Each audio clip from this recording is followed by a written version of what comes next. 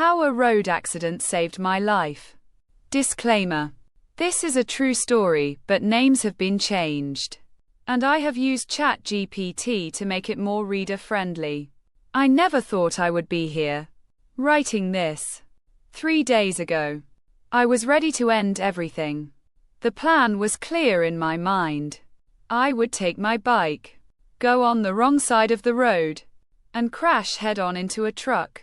No one would know it was suicide. It would just look like an accident. That way, I wouldn't have to live with the pain. And no one would ever question why. This all started with a breakup. I was dating a girl. Let's call her Elizabeth. We met at my friend David's birthday party. David and I have been friends for over a decade. I wasn't looking for a relationship. But when I saw her, something felt different. She was a traditional Indian girl. Someone I could see a future with. I wanted something serious. And she seemed like the kind of person worth committing to. At first, everything was perfect. She wanted to take things slow, to build a strong foundation before committing. She even said we should wait until after our board exams to make things official. But after a week, I asked her again, and she said yes. From that point on, things moved fast. She helped me with my studies. Even though she was in arts and I was in science. She couldn't understand my subjects. But she still pushed me to study. To be better. She taught me prayers. Told me about Indian traditions. It all made me feel like she was the one. But then, things started to shift. She wanted to keep our relationship private. That was fine by me. I didn't want extra attention either. But over time, it felt like she was hiding it a little too much. She wouldn't meet me in public. She didn't want her friends to know. And when we argued about it, she decided to leave. The timing of it all was brutal. Just a week before, she had come to my house for Ganpati Puja. She met my mother. And then, suddenly, she was gone.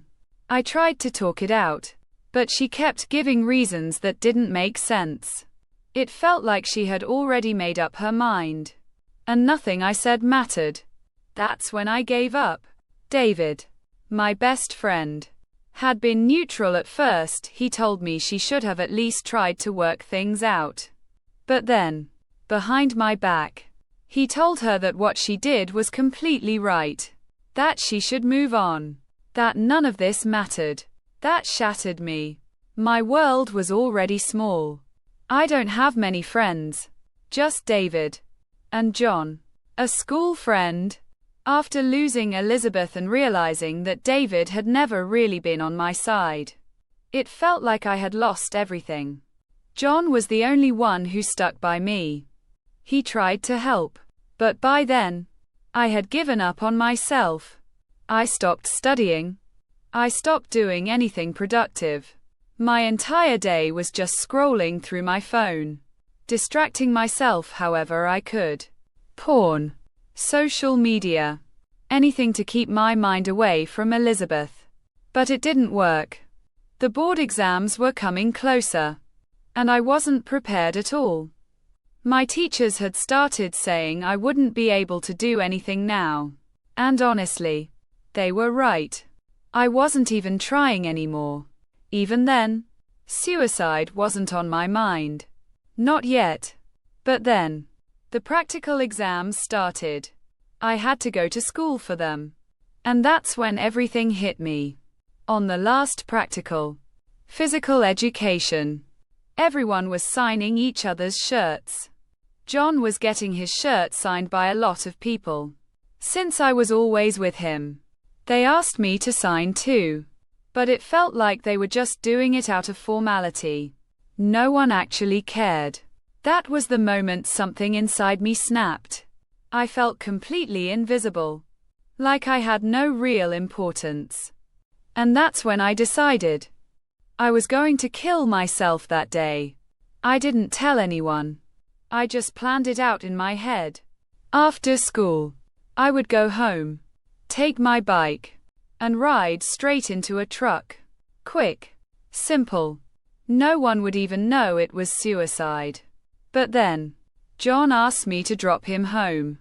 He said we should take a long ride first. I agreed, knowing this would be my last ride before I ended it all. We were riding fast, as we always did. I was at 90 kilometers per hour on the highway when, out of nowhere, a car appeared. Before I could react, we crashed. Everything went blank for a second. John was mostly fine. Just a few scratches. But I wasn't. My arms and legs were bruised badly. I still can't put weight on my right leg. I can't believe I'm even alive right now. We somehow made it to the hospital. John took care of everything since I was in no state to. After that, we went to his house. And that's where he called my mother. He didn't tell her over the phone. He wanted her to come in person. When she arrived, something happened that I never expected. John, who I had never seen cry in our 2 years of friendship, broke down in front of my mother. He kept saying it was all his fault. That if he hadn't asked me to drop him home, this wouldn't have happened. He blamed himself.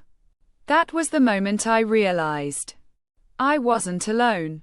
I saw how much he cared. I saw my mother's shock, my sister's tears when she hugged me. And that's when it finally hit me. If I had died that day, I would have left all of them behind. I would have transferred all my pain to them. It has been 3 days since the accident. 3 days since I last thought about suicide. Before that, I couldn't go a single second without thinking about it. But now, I know I can't do it. No matter how much I hate my situation. I can't abandon the people who love me. I don't know what I'm going to do about my board exams. They're in 5 days. And I have no preparation. If this had happened a week ago, I would have seen this as another reason to kill myself. But I can't anymore. Not after seeing how much John, my mother, and my sister care about me. If you're thinking about suicide, please understand this. Killing yourself doesn't end pain. It just transfers it to your loved ones. Even when it feels like there's no way out. Even when you feel invisible. There are people who care about you. You just might not see it yet. I was lucky. The accident saved me before I could make the biggest mistake of my life. If you're struggling, please talk to someone. Please hold on. You matter more than you think.